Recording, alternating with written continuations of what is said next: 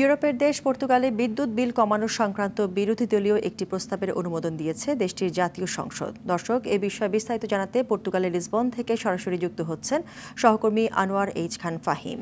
ফাহিম, বিদ্যুৎ বিল সংক্রান্ত প্রস্তাবটি কবে থেকে কার্যকর হতে পারে এবং এর মাধ্যমে প্রবাসী বাংলাদেশিরা কি উপকৃত হবেন? বিস্তারিত জানাবেন।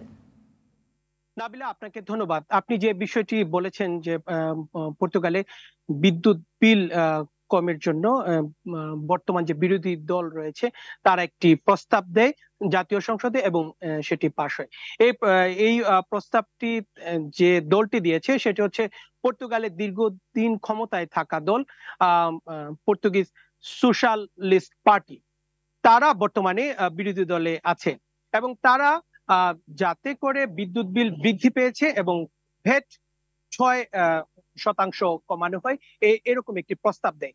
এবং বর্তমান যে দল ক্ষমতায় রয়েছে পিএসডি, তারা এতে নারাজ ভোট দেয় বা বিপক্ষে ভোট দেয় এবং আরেকটি ডানপন্থী দল, কঠোর ডানপন্থী দল হিসেবে পরিচিত সেগা, তারা ভোট দিতে বিরত থাকে। কিন্তু অন্যান্য সবগুলো দল পিএস এর এই প্রস্তাবের সাথে সম্মত হওয়ার কারণে প্রস্তাবটি পাশ হয় এবং এর কারণে পরিসংখ্যান মতে 3.4 মিলিয়ন পরিবার এতে উপকৃত হবেন।